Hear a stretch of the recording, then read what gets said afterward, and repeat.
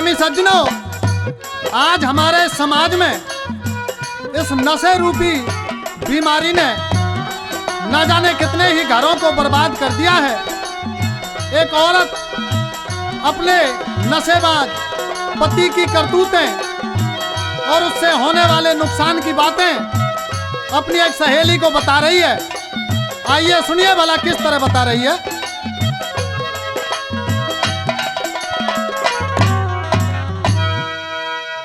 अरे कहूँ न झूठी किस्मत फूटी, हम कर दिए बर्बाद सहेली नशेबाज ने। कहूँ न झूठी किस्मत फूटी, हम कर दिए बर्बाद सहेली नशेबाज ने।